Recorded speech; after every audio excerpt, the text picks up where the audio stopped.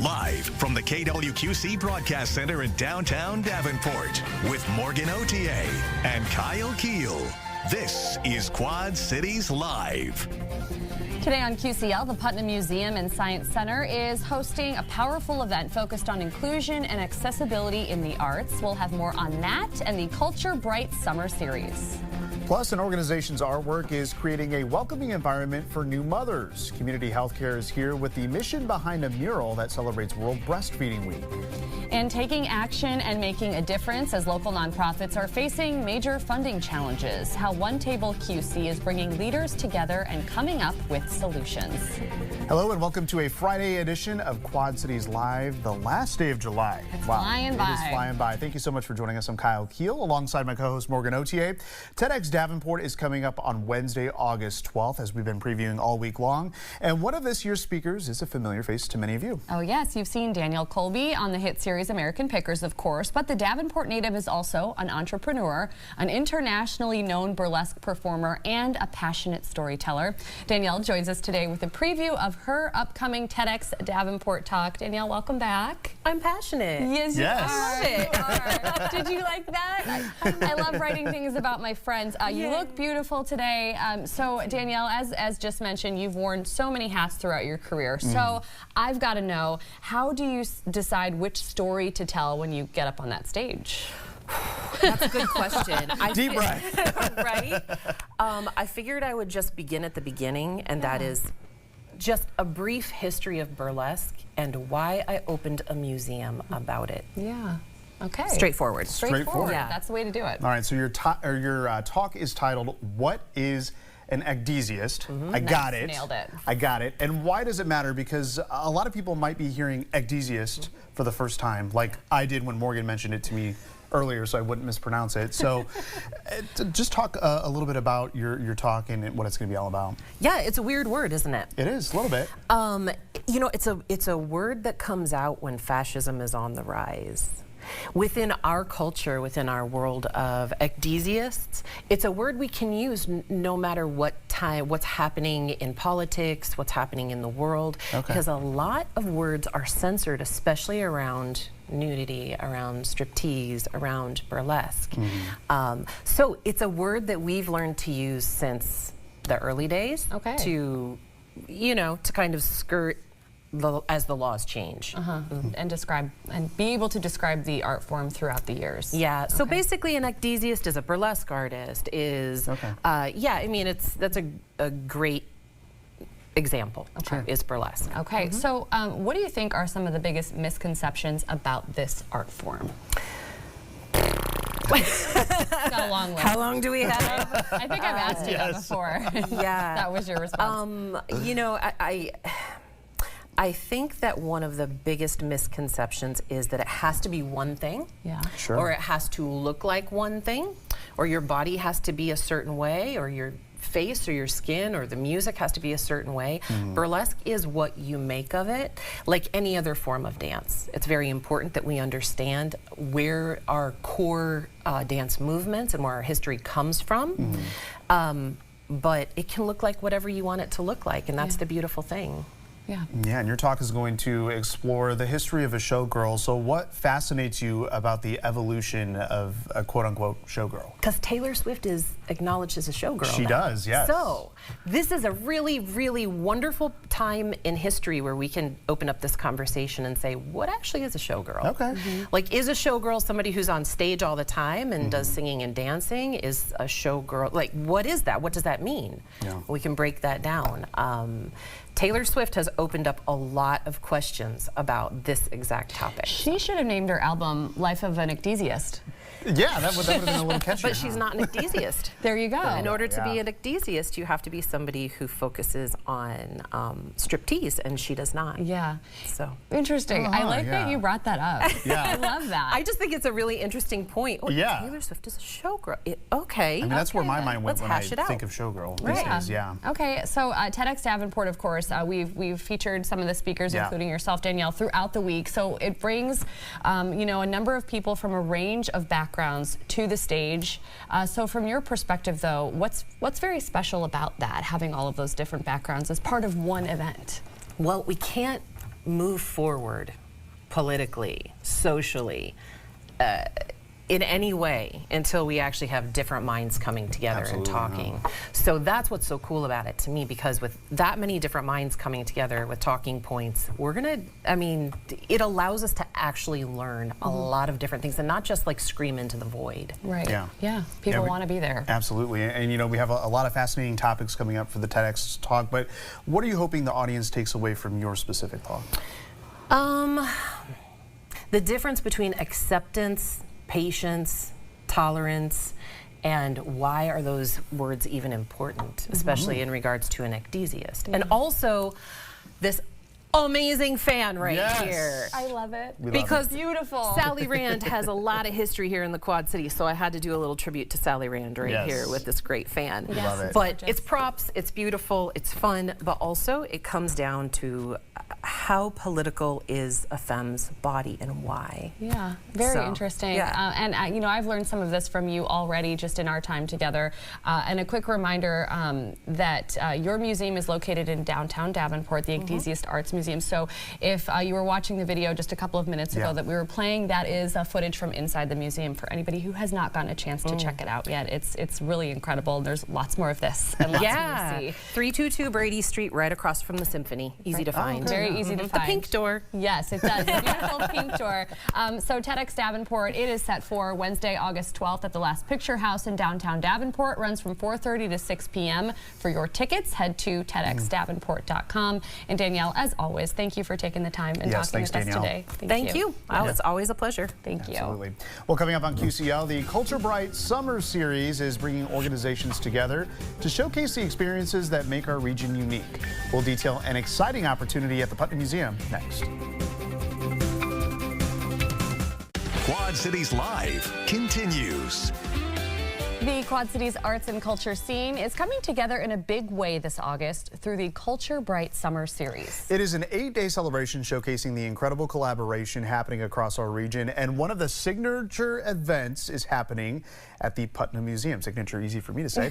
Here to tell us more are Jen Lewis Snyder with the Cultural Trust and Cindy Deal Yang from the Putnam Museum and Science Center. Thank you both for being here. Jen, welcome back. You were just here a little bit earlier this week talking about this summer series. So for those who may have missed your last appearance on the show here earlier this week, can you share what the Cultural Trust is? Sure. The Cultural Trust is young. We've been around for nearly 20 years.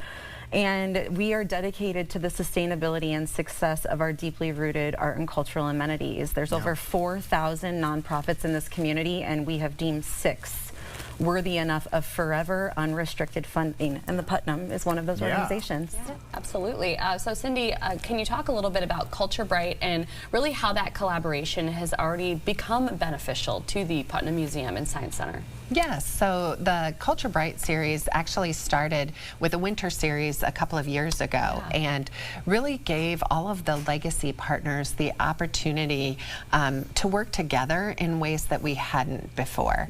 And in a way, it really allowed us all to take a step up in what we were doing. And so the summer series is building on the successes that we've had there and allowing the Putnam to bring in some really, great programs with Marley Matlin and the I Am Disabled, as well as launching our Caption, which is a great tool for accessibility in our museum. Yeah, very cool. Yeah, so Jen, talk more about this summer series because it's a big part of the Culture Bright. So as we mentioned earlier this week, it's a series that's going to happen during the month of August. Yes, August 16th through the 23rd, and really it's an invitation from the Cultural Trust and our legacy partners to experience the Quad Cities differently.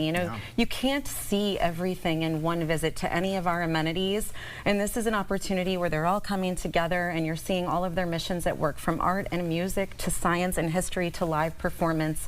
You're getting a little bit of it in all of our events. Lot to offer, Well, and we've got that on the screen here. So Cindy, you've already touched on this just a little bit. So August 19th is the Putnam's chance to shine in a way. I mean, this event is truly special. Anybody who knows Marlee Matlin knows what, or knows who she is. It's iconic. Exactly, she's iconic, and to be able to hear her give a keynote speech. So kind of tell us how the evening will play out at the Putnam. Yes, so the evening starts at 5:30. We have Monarch Chef Fenton is doing appetizers, and there's a cocktail hour. At 6:30, the movie I Am Disabled will start, and so it's all being held in our giant screen theater.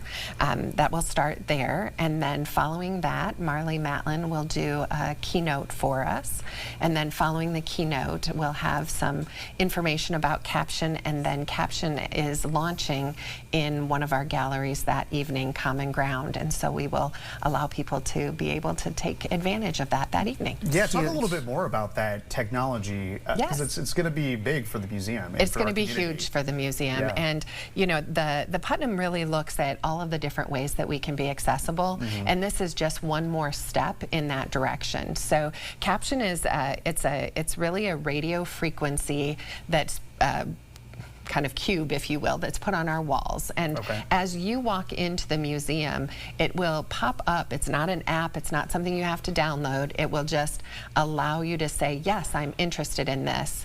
And it will give you the content of that area that you're standing at in the same way you get anything on your phone. Really? So if you have your phone set to big text, it'll come in at big text.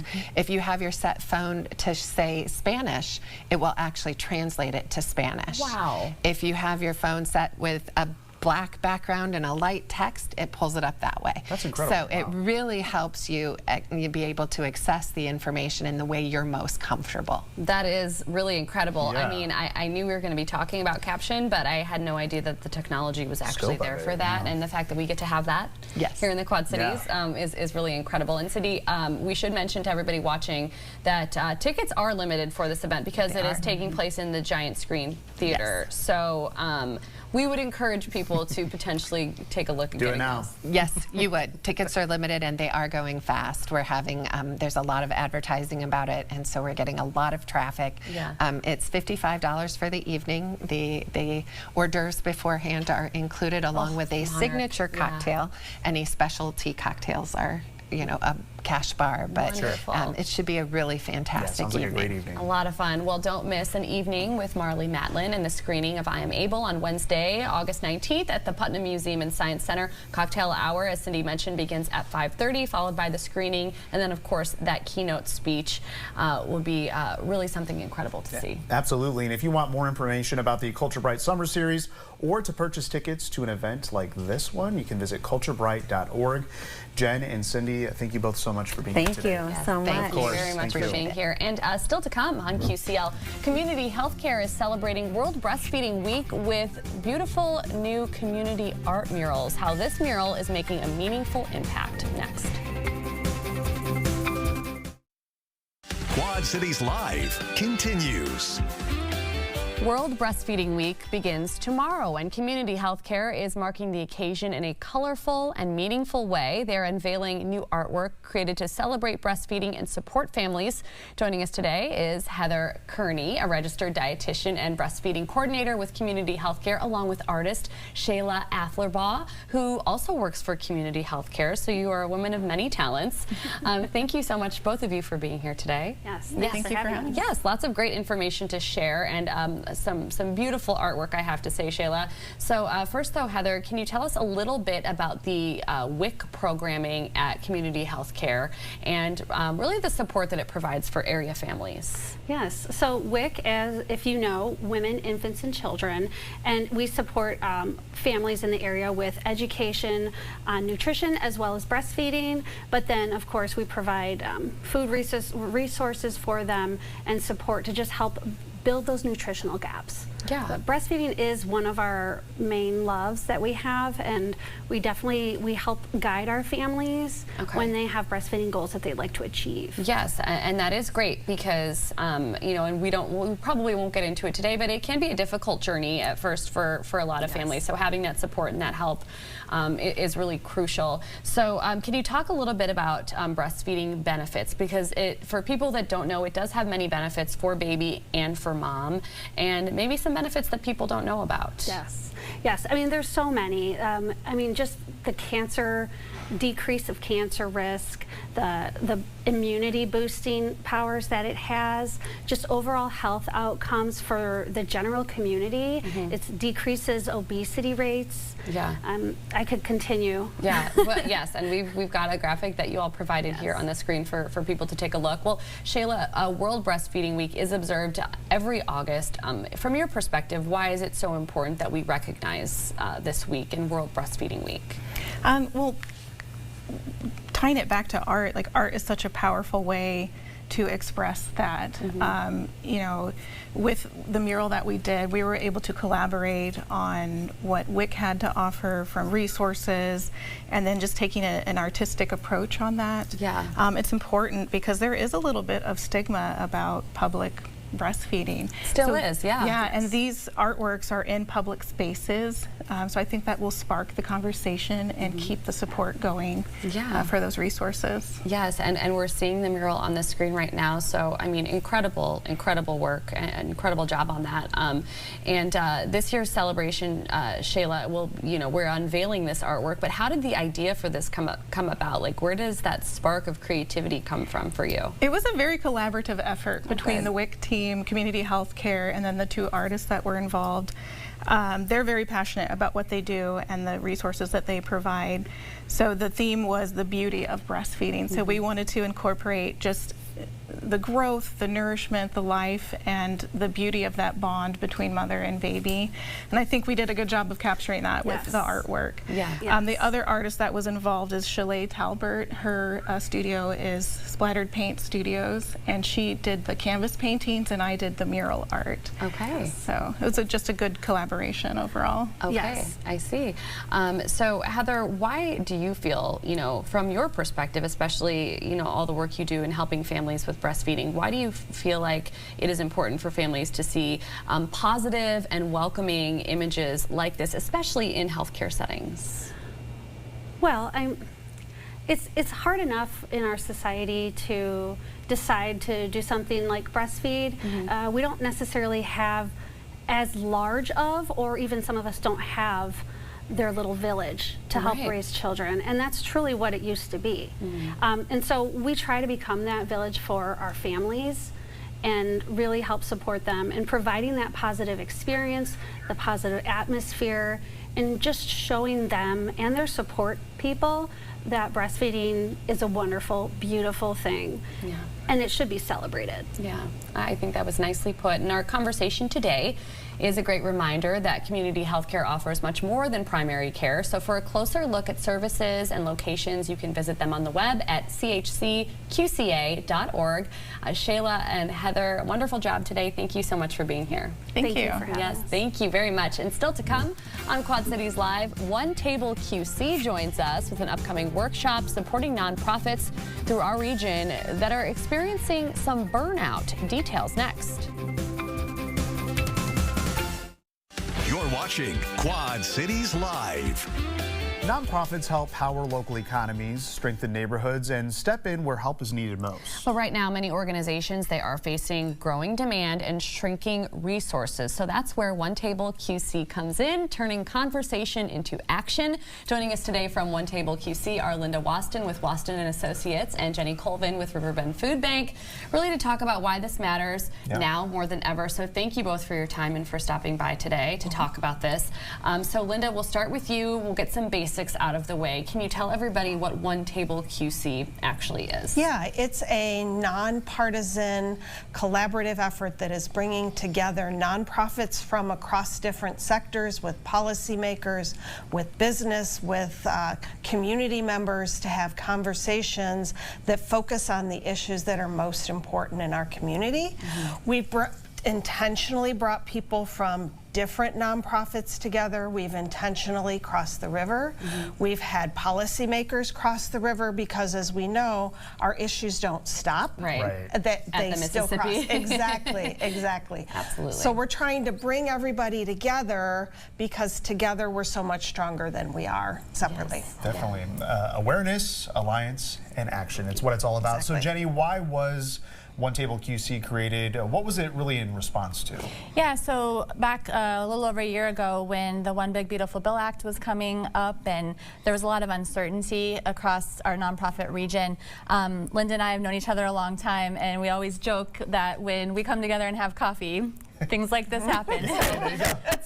Yeah, we brainstormed and started one event to bring everyone together to create that awareness piece, and then it has just propelled and moved into what it is now, which is it was great momentum and a real tool to help nonprofit leaders succeed. Yes, and Linda, there is going to be a conversation happening next week, but before we talk about that, what types of conversations have you all hosted over this past year?